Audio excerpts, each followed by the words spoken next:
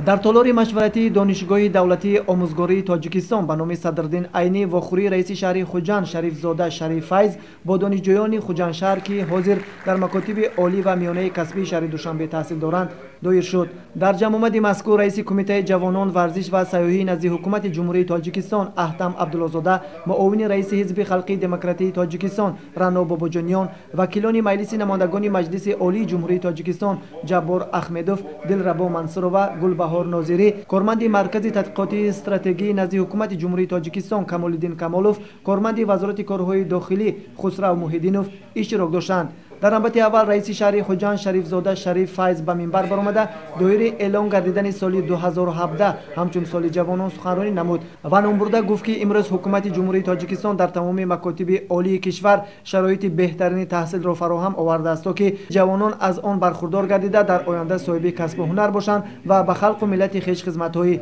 софдилона намоянд. برای پشتیبانی و دستگیری اقدامات بنیادکارانه جوانان کشور از جانب دولت و حکومت تدبیرهای مشخص عملی می‌گردد.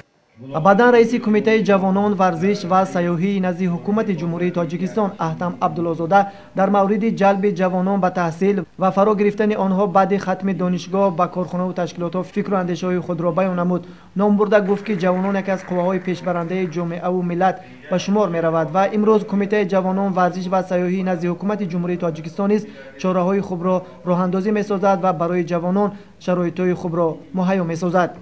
در این همایش نیز معاون رئیس حزب خلقی دموکراتی تاجیکستان رانا باباجانیان نیز اشتراک کرده فکر و اندیشه‌های خود را بیان نمود و نام برده گفت که استقلالیت دولتی همان وقت استوار و پایدار می‌گردد که هر یک فرد جامعه به قدر آن رسد و همچون دستاورد بزرگ تاریخی حفظ نموده آزادی و صاحب اختیاری را اساس خوشبختی خود و نسل‌های آینده ملت شمارد. در شرایط طرف شدت گرفتن روندهای جهانی شوی برای ما و مخصوصا برای نورسان و جوانان سرزمینمان وطن، مادر، زبان، فرهنگ و رسم و آیین‌های ملی همچنین احترام و ارزش‌گذاری بر رمزها و مقدسات ملی دولتمان ماهیت حیاتاً مهم دارد. وطن را دوست داشتن، از آن افتخار کردن، برای حمایت آن آماده بودن، به قدر صلح و ثبات، آسودگی و وحدت و استقلالیت رسیدن، شکرانه صاحب دولتی و صاحب وطنی را به جا آوردن از جمله ارزش‌های به شمار می‌رود که جوانان ما باید آنها را دستور زندگی هر روزه خود قرار دهند و اطمینان داشته باشند که تنها در همان صورت ما می‌توانیم کشوری واقعاً آباد و پیشرفته و توانا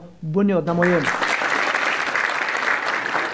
و از همه مهمش متخصصی اولین درجه در بازار مهنت باشند و برای والدین خود همیشه